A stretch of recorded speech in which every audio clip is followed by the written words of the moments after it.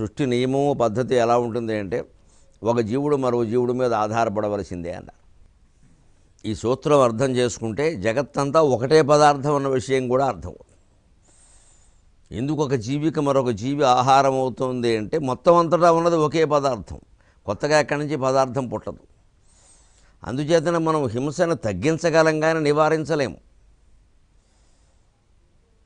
ఏదో జంతు బలి జరగకుండా, దేవాలయాల్లో జరగకుండా, యజ్ఞయాగాదుల్లో జరగకుండా రకరకాల చోట్ల ఏమైనా జాగ్రత్త పడవచ్చు, కానీ మాంసాహారాన్ని నివారించలేము. అది ధర్మమా అధర్మమా సమస్య కదా, అది విధానం అంతే. ఇది అందుకే దాన్ని నియంత్రించారు పూర్వకాలంలో. వీళ్ళు తినచ్చని, వాళ్ళు తినకూడదని, ఈ వృత్తి వాళ్ళకి తప్పదని, మిగిలిన వృత్తుల వాళ్ళ దాని జోలికి పోవద్దని చెప్పారు. అంచేత ఏ ఆహారాన్ని గురించి ఊరికే విశేష ప్రయోజనాల కింద మాట్లాడద్దు. ప్రతి రకమైన ఆహారంలో దోషాలు ఉన్నాయి, గుణాలు ఉన్నాయి.